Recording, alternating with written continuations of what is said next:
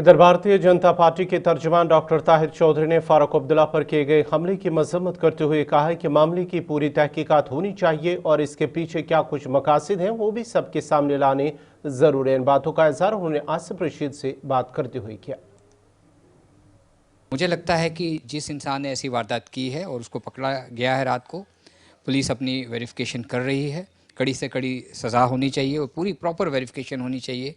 जो दूध का दूध पानी का पानी आवाम के सामने आना चाहिए कि ऐसी वारदात क्यों हुई, और कहीं ना कहीं अगर सिक्योरिटी का लैप्स हुआ है तो उसके ऊपर भी देखना चाहिए। क्या वाकई में आपको नहीं लगता ये सिक्योरिटी लैब्स है, इतना बड़ा सोशली ओपनली इतना बड़ा प्रोग्राम हो और उसमें चीफ मिनिस्टर जाए, डिप्टी चीफ मिनिस्टर हो, फॉर्मर चीफ मिनिस्टर हो, यहाँ तक कि उनके एडवाइजर्स और मिनिस्टर्स तमाम लोग, और वहाँ पर सिक्योरिटी का अमला बिल्कुल ही गायब रहे? देखिए, डॉक्टर फ़ारूक अब्दुल्ला साहब एक ऐसे इंसान है, वो हमेशा पब्लिक में आवाम में चले जाते हैं, हर फंक्शन पे चले जाते हैं, पब्लिक के बीच में रहते हैं।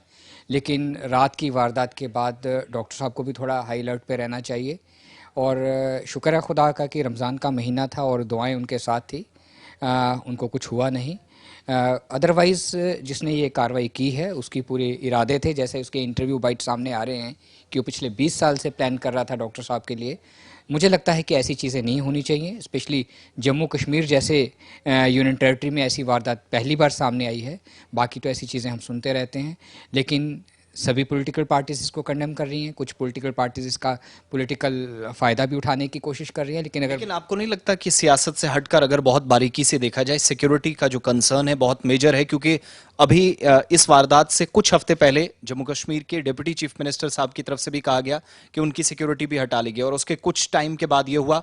ऑलरेडी जो मेन स्ट्रीम पोलिटिकल पार्टियों के बड़े लीडर्स हैं जिनको थ्रेट परसेप्शन, मुझे लगता है कि रात की वारदात के बाद हमारे सीआईडी विंग को, हमारी सिक्योरिटी को, जम्मू कश्मीर की को, सभी पॉलिटिकल पार्टीज़ का सिक्योरिटी रिव्यू करना चाहिए और देखना चाहिए कि किसी की ऐसी वारदात में कोई दोबारा ना ट्रैप हो जाए, ऐसी चीज़ दोबारा ना हो।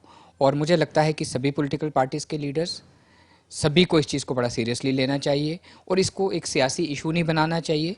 एक ये ऐसी चीज़ हुई है जिसको कंडेम करना चाहिए और भारतीय जनता पार्टी इसको कंडेम करती है।